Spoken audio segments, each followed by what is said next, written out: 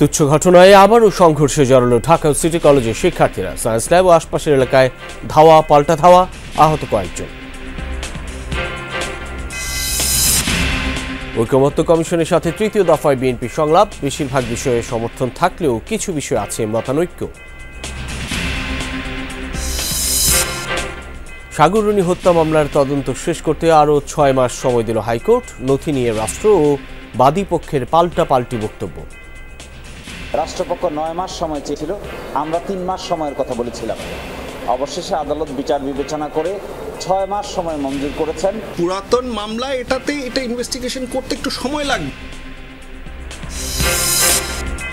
যশোরের ভবদহে পানিবন্দী এলাকা পরিদর্শনে অন্তর্বর্তী সরকারের 3 উপদেষ্টা। নতুন করে আশায় বুক বাঁধছেন ভুক্তভোগী লাখো বাসিন্দা।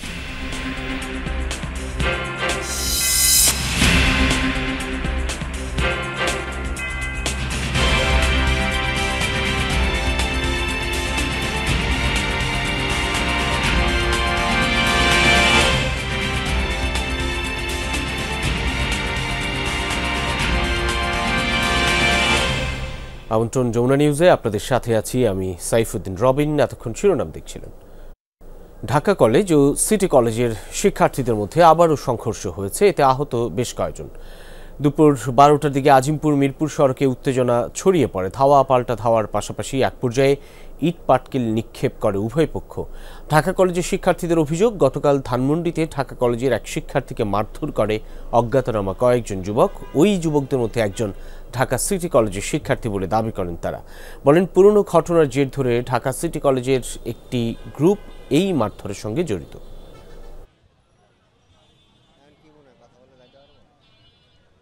আমাদের ঢাকা কলেজ আর সিটি কলেজ নিয়ে ঝামেলা, তার মাঝখানে পুলিশ আমাদেরকে মারছে, আমাদের 2 জনে পা ভাঙছে। ডিসির এমন পোলাপান আছে ভাই, আমার লগের বন্ধুরে এদিকে পার দিয়ে পুরো ভাইরাল হইছে। এরা আবার হয়তোবা এটার প্রতিক্রিয়া দেখানোর জন্য আবার সামনে চলে আসছে সায়েন্স ল্যাবরেটরি মোড়ে। তা আমরা তাদেরকে আবার আপনার সামনে পেয়ে আমরা বোঝানোর চেষ্টা করছি, ভাই তোমরা চলে যাও, যদি কেউ আইন হাতে তুলে নেয় তার ব্যবস্থা আমরা আইনগতভাবে নেব। সহকর্মী শওকত মঞ্জুর শান্তর কাছ থেকে বিস্তারিত জানবো, সরাসরি যোগ দিচ্ছেন তিনি। শান্ত, এখনো সংঘর্ষ চলছে কিনা, উত্তেজনা কতটা বিরাজ করছে এখনো, এবং পারিপার্শ্বিক অবস্থা সম্পর্কে একটু জানাবেন। রবিন, গেল 1 ঘন্টা ধরে আসলে এখানে কোনো উত্তেজনা বিরাজ করছে না। এই মুহূর্তের যদি চিত্র দেখাই, সেটি সড়কে যান চলাচল পুরোপুরি স্বাভাবিক না হলেও রাস্তা কিন্তু আটকে নেই, গাড়ি চলাচল করছে।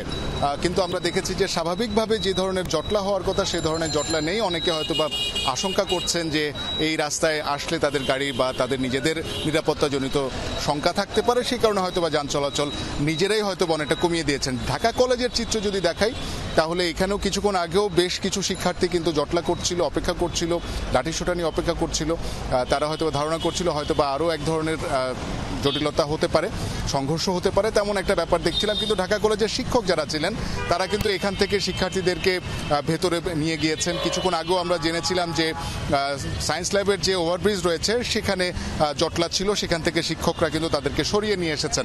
এবং ঢাকা কলেজের শিক্ষার্থীদের কয়েকজনের সাথে কথা হচ্ছিল, তারা অভিযোগ করে জানাচ্ছিলেন যে সিটি কলেজের কয়েকজন শিক্ষার্থী সায়েন্স ল্যাব যে ওভারব্রিজ রয়েছে সেখান থেকে ঢাকা কলেজে একজন শিক্ষার্থীকে ফেলে দিয়েছে এবং নানাভাবে হুমকি ধামকি দিয়েছে।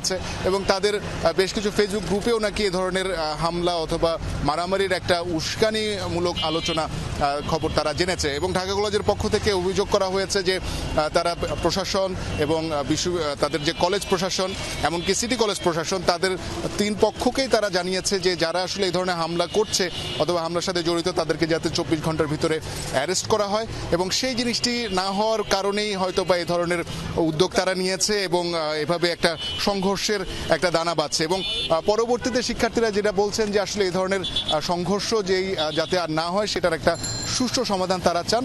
এই ধরনের মারামারি হানাহানি তারা আর দীর্ঘায়িত না হোক, এমনটাই তারা প্রত্যাশা করছেন। অনেক অনেক ধন্যবাদ সহকর্মী শওকত মঞ্জুর শান্ত। সংবিধান, দুদক ও জনপ্রশাসন সংক্রান্ত সংস্কার সুপারিশ নিয়ে তৃতীয় দিনের মতো ঐকমত্য কমিশনের সাথে বৈঠক করছে বিএনপি। জাতীয় সংসদ ভবনে এলডি হলে বেলা 11টার পর বৈঠকটি শুরু হয়। এতে অংশ নিয়েছেন ঐকমত্য কমিশনের সহসভাপতি আলী রিয়াদ সহ অন্য সদস্যরা। বিএনপির প্রতিনিধি দলের নেতৃত্ব দিচ্ছেন স্থায়ী কমিটির সদস্য সালাউদ্দিন আহমেদ। তিনি জানান, ধর্মনিরপেক্ষতা বিলুপ্ত, সাম্য ও মানবিক মর্যাদা এবং সামাজিক ন্যায় বিচার আনার ক্ষেত্রে একমত বিএনপি। তিনি দাবি করেন, ঐকমত্য কমিশনে বেশিরভাগ সুপারিশে সমর্থন দিয়েছেন তারা। জানান, প্রধান বিচারপতি নিয়োগ আইন ও মন্ত্রিপরিষদে প্রধানমন্ত্রী কর্তৃত্ব কমানো নিয়ে আপত্তি আছে তাদের।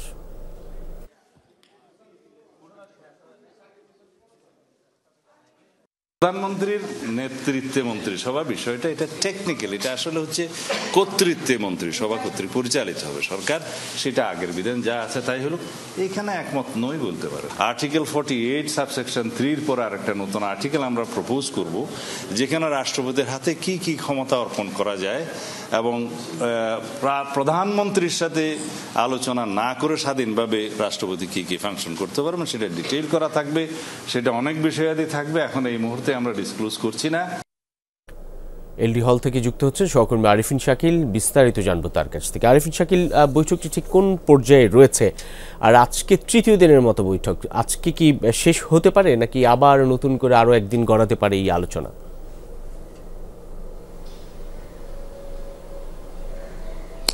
ধন্যবাদ রবিন। কিছুক্ষণ আগে কথা হচ্ছিল সালাউদ্দিন আহমেদের সঙ্গে, তিনি আমাদেরকে জানিয়েছেন আজকের চেষ্টা করছেন আজকের ভিতরেই বৈঠকের কার্যক্রম শেষ করার। এরই মধ্যে সংবিধান সংক্রান্ত যেই সংস্কারগুলোর সুপারিশ ছিল সেগুলো নিয়ে তাদের আলোচনা শেষ হয়েছে।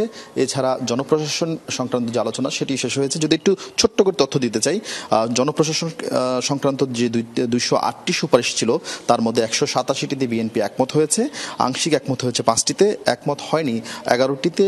এছাড়া মন্তব্য সব ভিন্ন মত রয়েছে 5টি বিষয়। এখন মূলত দুদক সংক্রান্ত যেই সংস্কার সুপারিশগুলো রয়েছে সেই বিষয়গুলো নিয়ে আলোচনা হচ্ছে এবং সেইগুলো নিয়ে কিছুক্ষণের মধ্যে শেষ হওয়ার কথা রয়েছে।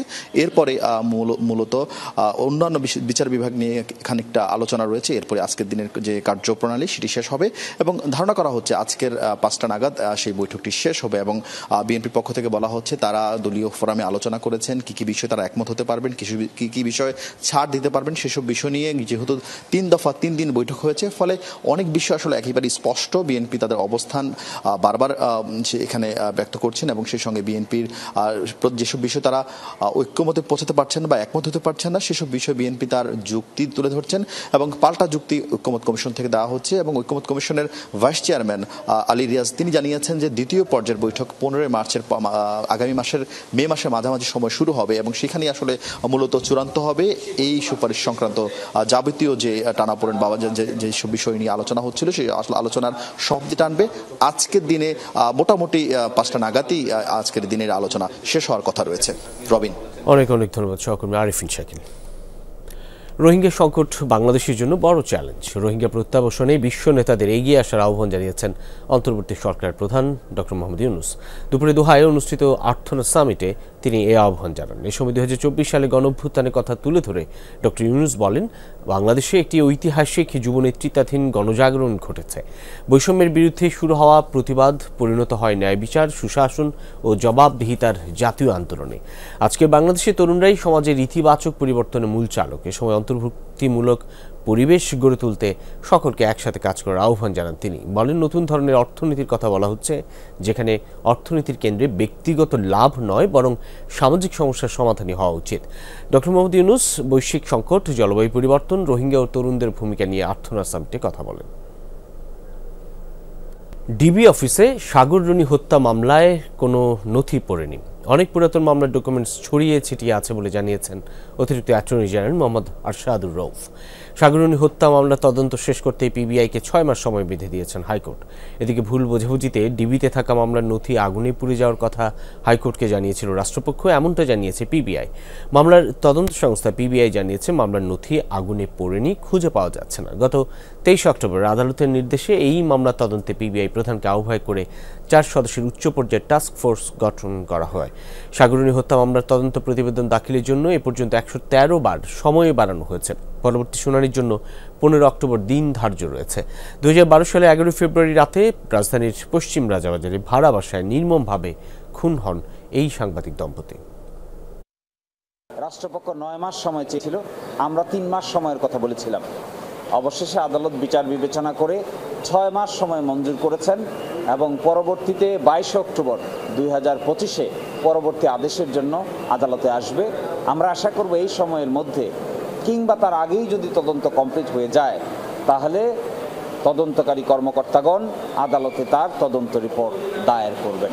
আমি যেটা বলেছিলাম কোর্টে পুরানো বলতে বুঝিয়েছি আমি, নট পুরানো, এটা পুরাতন মামলা। এটা ইনভেস্টিগেশন করতে একটু সময় লাগবে, কারণ এখন এই অনেক অফিসারকে জায়গায় ট্রান্সফার হয়ে গেছে, অনেকে হয়তো বা চাকরিতে নেই, এতে আছে, তো তাদের সাথে কথা বলতে হচ্ছে, তখনকার জিনিস বের করতে হচ্ছে, দেখতে হচ্ছে, অনেক কিছু করতে হচ্ছে, সেই জন্য এটা সময়ের দরকার ছিল। প্রাইম এশিয়া বিশ্ববিদ্যালয়ের শিক্ষার্থী জাহিদুল ইসলাম পারভেজ হত্যার ঘটনায় 2 ছাত্রীকে সাময়িক বহিষ্কার করেছে ইউনিভার্সিটি অব স্কলার্স। গতকাল ইউনিভার্সিটির রেজিস্ট্রার দপ্তর থেকে বহিষ্কারের চিঠি ইস্যু করা হয়। সাময়িক বহিষ্কৃত 2 শিক্ষার্থী হলেন ব্যবসা প্রশাসন বিভাগের ফাতেমা তাহসিন ঐশী ও ইংরেজি বিভাগের ফারিয়া হক টিনা। রেজিস্ট্রার ক্যাপ্টেন মোবাশ্বের আলী খন্দকার জানান, প্রাইম এশিয়া বিশ্ববিদ্যালয় কর্তৃপক্ষ একটি চিঠির মাধ্যমে অভিযুক্ত 2 ছাত্রী সম্পর্কে জানতে চেয়েছিল। এরপর প্রাথমিক তদন্তের ভিত্তিতে তারা 2 ছাত্রীকে সাময়িক বহিষ্কারের সিদ্ধান্ত নেয়। এছাড়া পারভেজের মর্মান্তিক মৃত্যুর ঘটনায় গভীর শোক ও সমবেদনা জানিয়েছে বিশ্ববিদ্যালয় কর্তৃপক্ষ।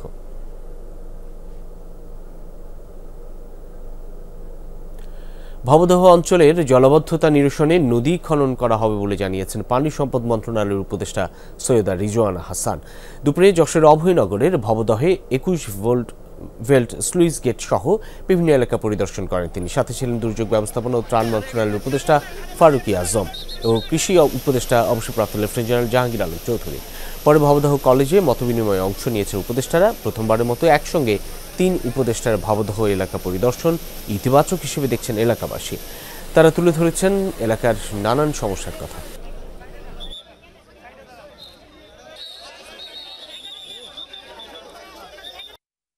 আমাদের সরকারের কয়েকটা মন্ত্রণালয়ের সম্মিলিত প্রয়াসের কারণে আসলে আমরা এই 17,000 হেক্টর এলাকাকে আপাততের জন্য পানি মুক্ত করতে পেরেছি। গত বর্ষার মতন যেন আর পানি না জমে সেটার জন্য বাংলাদেশ সেনাবাহিনী এই নদীগুলোকে খননের কাজ শুরু করে দেবে এবং আমরা আমডাঙ্গা খাল এর খননের কাজটা শুরু করে দেব। গত 9 বছরে রাজধানীবাসী মাত্র 31 দিন নির্মল বাতাসে নিঃশ্বাস নেওয়ার সুযোগ পেয়েছে। বিভিন্ন আন্তর্জাতিক সংস্থার তথ্য উপাত্ত বিশ্লেষণ করে এই তথ্য জানিয়েছে বাপা ও ক্যাপস। ঢাকা রিপোর্টার্স ইউনিটিতে বিশ্ব ধরিত্রী দিবস 2025 বায়ু দূষণ নিয়ন্ত্রণে করণীয় বিষয়ে যৌথ সংবাদ সম্মেলনে 8 দফা সুপারিশ করেন গবেষক ও পরিবেশবাদীরা। বিশ্ব ধরিত্রী দিবস যখন আড়ম্বরে পালিত হচ্ছে তখন সামনে ওয়ার্ল্ড এয়ার কোয়ালিটির 2024 সালের রিপোর্ট, যেখানে বাংলাদেশ নিয়ে উঠে এসেছে উদ্বেগজনক চিত্র। আপনার আমার প্রিয় শহর ঢাকা বায়ু দূষণে 2য় অবস্থানে আর দূষিত শহর হিসেবে অবস্থান 3য়। ভাবা যায় গত 9 বছরে ঢাকার মানুষ নির্মল বাতাসে নিঃশ্বাস নেওয়ার সুযোগ পেয়েছে মাত্র 31 দিন।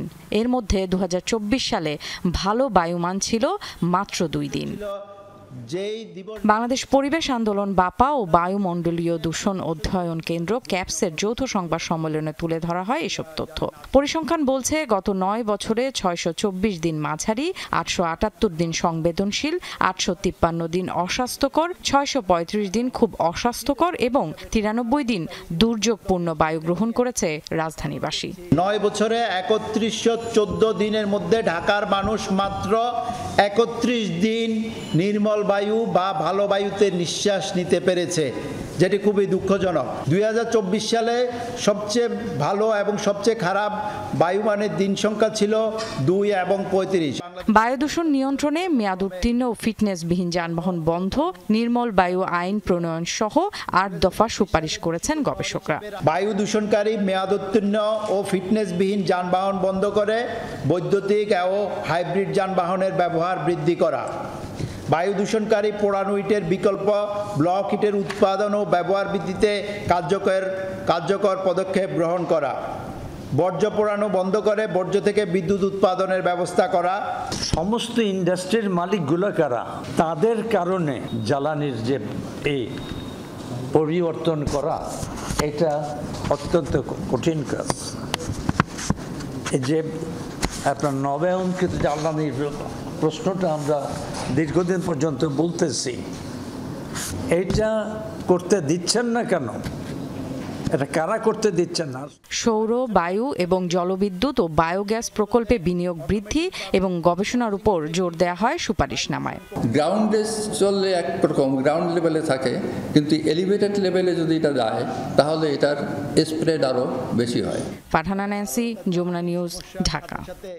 ডিপো ও ভ্যান চালকদের দ্বন্দ্বের জেরে রাজধানীর নতুন বাজার সড়কে ময়লা আবর্জনা ফেলে কিছু সময় অবরুদ্ধ করে রাখে পরিচ্ছন্নতা কর্মীরা। এতে দুর্ভোগে পড়ে ওই সড়কে চলাচলকারীরা। পুলিশ জানায়, ময়লার অপসারণে গাড়িটি নষ্ট থাকায় ডিপো থেকে ময়লা সরানো যাচ্ছিল না। আর ময়লা রাখতে না পারায় বাসাবাড়ির ময়লা ভ্যানওয়ালারা তা সড়কে ফেলে রেখে চলে যায়। এভাবে ময়লা আবর্জনা ফেলে নতুন বাজার থেকে প্রগতি সরণি রোডে যানজট তৈরি হয়। পুলিশ এসে পরিস্থিতি নিয়ন্ত্রণে আনার চেষ্টা করে। পরিচ্ছন্নতা কর্মীরা জানান, ময়লা আবর্জনা ফেলার নির্দিষ্ট জায়গা খোলা না থাকায় এভাবে ফেলে রাখেন। এদিকে এভাবে রাস্তায় ময়লা ফেলায় পথচারী সহ এই সড়কে চলাচলকারীরা পড়েন দুর্ভোগে। এই নতুন বাজার থেকে এই পর্যন্ত আসতে প্রায় মিনিমাম 40 মিনিট আমরা দাঁড়ায় রয়েছি। বেকুর কোম্পানি আইসা বেকুর চাবি নিয়ে গেছে। আমাদের তো ময়লা ফালাইতে হবে, না হলে আমাদের তো হাউস বাড়িতে এরকম বুঝ দিতে পারি নাই। রাস্তা বার মনে কিরবো, এই যে সাইডে যারা আছে এরা একটা না ফোন দিতেছে, কি করবো? আমাদের তো 10-15 মিনিট সময় দিতে হবে মিস্ত্রি আসার জন্য, আমাদের তো সেই সময়টাও দেয় নাই। কারণ এটা সমস্ত ড্রাইভার ভ্যান সার্ভিস দেন, আমাদের তো আর না। আমি দেখছি এখানে ময়লা ফালানো, পরে কর্তৃপক্ষের সাথে কথা বলে ক্লিন করার ব্যবস্থা করে দিছি। নকশা বহির্ভূত নির্মাণাধীন ভবনে অভিযান চালাচ্ছে রাজধানী উন্নয়ন কর্তৃপক্ষ রাজুক। এক ভবন মালিককে 1 লাখ টাকা জরিমানা করেছেন রাজুকের নির্বাহী ম্যাজিস্ট্রেট। রাজধানী কলাবাগান এলাকার বিভিন্ন ভবনে অভিযান চালায় কর্তৃপক্ষ। রাজুকের নির্বাহী ম্যাজিস্ট্রেট তাহমিনা পারভিনের নেতৃত্বে অভিযান পরিচালিত হচ্ছে। যেসব ভবনে অভিযান চালানো হয় বেশিরভাগ ভবনেই অনিয়ম ধরা পড়ছে। তবে এখন পর্যন্ত রাজুকের অনুমোদন ও স্মারক নাম্বার না দেখাতে পারা সহ নানা অভিযোগে একটি ভবনে অভিযান চালায় কর্তৃপক্ষ। ভবন মালিককে 1 লাখ টাকা জরিমানা সহ ভবনের বর্ধিত অংশ ভাঙার নির্দেশ দেন ম্যাজিস্ট্রেট। একই সাথে ভবনটির বিদ্যুৎ সংযোগ কেটে দিয়ে মিটার খুলে নেওয়ারও নির্দেশ দেন। ভবনের নকশা বহির্ভূত পুরো অংশ আজই ভেঙে ফেলা হবে। কর্মকর্তারা জানান, অবৈধ নির্মাণাধীন ভবনের বিরুদ্ধে এই অভিযান পুরো রাজধানী জুড়েই চলবে। রাজুকের অনুমোদনের বাইরে কোনো স্থাপনা তৈরি হলেই আইনি ব্যবস্থা নেওয়া হবে বলেও জানান তারা। ভবন নির্মাণ সম্পর্কিত প্রথমেই হচ্ছে যে একটা সাইনবোর্ড থাকে, ওই সাইনবোর্ডে দেখা যায় যে একটা ভবন সম্পর্কিত সকল তথ্য একটা গ্লান্সে পাওয়া যায়। আমরা সেটাও দেখতে পাই নাই। তার শিকার ভিত্তিতে আমরা এখানে মোবাইল কোর্ট পরিচালনা করেছি। আমরা হচ্ছে যে ইমারত নির্মাণ আইন 1952 এর 3 ধারা অনুযায়ী তাকে 1 লক্ষ টাকা জরিমানা করা হয়েছে। Diploma in nursing science and midwifery কোর্সকে স্নাতক বা সমমান করার দাবিতে চট্টগ্রামে মানববন্ধন করেছে শিক্ষার্থীরা। সকাল 11টায় চট্টগ্রাম প্রেস ক্লাবের সামনে এই কর্মসূচি হয়। মানববন্ধনে বক্তারা অভিযোগ করেন, এইচএসসির পর 3 বছর ডিপ্লোমা কোর্স সম্পন্ন করেও এসএসসি উত্তীর্ণ হিসেবে তাদের বিবেচনা করা হয়, যা তাদের সাথে পুরোপুরি বৈষম্য। 48 ঘন্টার মধ্যে দাবি আদায় না হলে কঠোর কর্মসূচি হুঁশিয়ারি দেন তারা। মানববন্ধন শেষে জেলা প্রশাসকের কাছে স্মারকলিপি প্রদান করেন শিক্ষার্থীরা।